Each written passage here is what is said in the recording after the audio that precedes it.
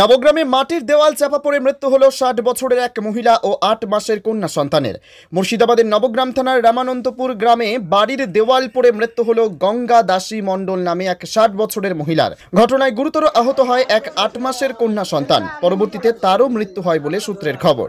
জানা যায়, গঙ্গা দাসী মণ্ডল তার নাতির কন্যা সন্তানকে নিয়ে কোনো কারণবশত রাস্তা দিয়ে যাচ্ছিল। হঠাৎই একটি বাড়ির দেওয়াল চাপা পড়ে যায় তাদের ওপর। ঘটনাস্থলে মৃত্যু হয় গঙ্গা দাসী মণ্ডলের।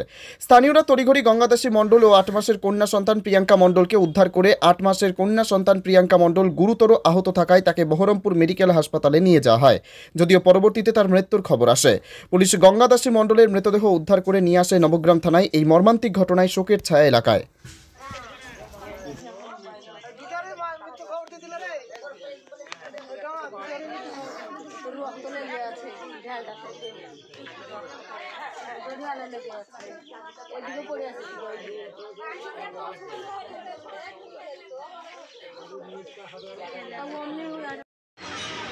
ও একটা পাঁচিল ছিল, হালকা গেটের পাঁচিল, সে পাঁচিলটা পড়ে গেছে। আর ওই মেয়েটা বারবার যাওয়া আসা করছিল আজকে ওখানে।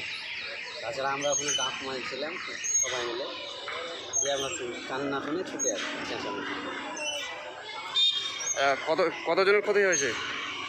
ক্ষতি এখন একটা বাচ্চা কোলে নিয়েছিল, বাচ্চাটাকেও আঘাত হয়েছে। এখন বাচ্চাটাও পাঠানো হয়েছে বহরমপুর। আর বড়টা এখানেই মারা গেছে, স্পটেই মারা গিয়েছিল, কিছুক্ষণ জীবিত ছিল। পাঁচিলটা পড়ার পরে স্পটেই মারা গেছে মহিলা? জীবিত ছিল, ওই জায়গাতে জল টল দেওয়ার পরে সে নিঃশ্বাস ত্যাগ করা। আচ্ছা, বয়স কীরকম হবে?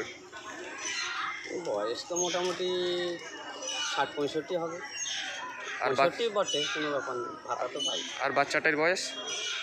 বাচ্চাটা 10 মাস। 10 মাস না 10 বছর? 10 মাস।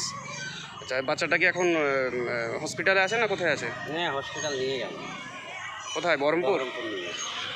আচ্ছা, আপনার নাম? আমার নাম সদয় মণ্ডল, বাড়ি? রামানন্দপুর। আচ্ছা।